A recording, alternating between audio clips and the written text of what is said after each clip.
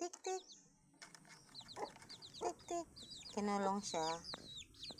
Kasi matapang man. Lagi nang aaway. So, itong nanay, hindi mapakali. Ang kapatid, oh. Dinadalaw yung nakakulong na kapatid. Yung nanay, hindi mapakali. Si Jaguar din. O, dito na. Saan na yung ano?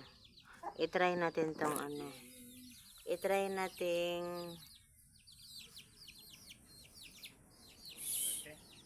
friend sila. Ang iba na sa taas. Tandaan natin pakawalan. Pakawalan natin yan. Kung mag-aaway pa din ba. Kayo, baba kayo, baba kayo.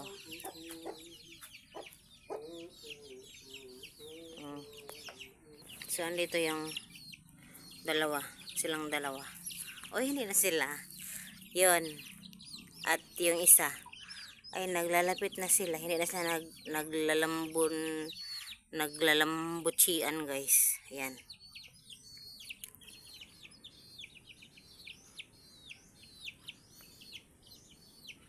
Naglalapit na silang dalawa. Yun at yun. Mga sira yung mga likod. Hindi na sila nag-aaway. Na, ihiwalay lang pala. Kahit 30 minutes o isang oras ko yung hiniwalay. Mamaya babantayan ko na naman yan sila. Kung mag-aaway ba na naman yan. Ito rin, oh. Ang cute. Ito talaga. Friendly talaga to. Ito ang very friendly. Daming labo ni labhan, oh. Tingnan niyo, guys. Hanggang doon yan, yung labhan. Na tabunan pa ng ano. Daming nilabhan. Kagabi yan. Doon pa talaga. Marami pa doon nilabhan. So, ayan. Friendly talaga to. Maliit pa to. Ganito na to. Friendly. Kahit ganituhin ko, hahawakan ko, okay lang sa kanya. Yan, oh. Sas, ang cute. Ang cute talaga ng pasneya. Ayan. Silang dalawa nag-aaway, guys. Friend na silang dalawa, friend. Ayaw umalis sa aking kamay. Aba. Ayaw talaga nila mag-aaway na. Takot na sigurong makulong. Yun yung isa. Yun, ito ang isa. Itong iba, hindi naman nag-aaway. Ayaw umalis sa aking kamay. Ayaw umalis. Aba, ayaw talagang umalis. Gusto sa aking kamay. Aba. Ang cute. Ang cute naman. Nandun na sila, guys. Umalis na. Agoy. Iba na naman ang kaaway. Parang kailangan tong ikulong. Naku, wag talagang magganon.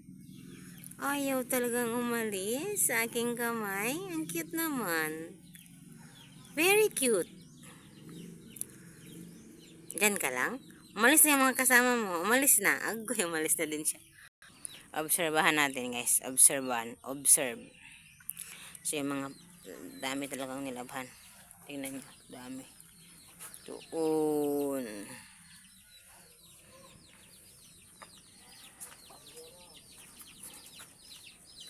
Observe natin yan.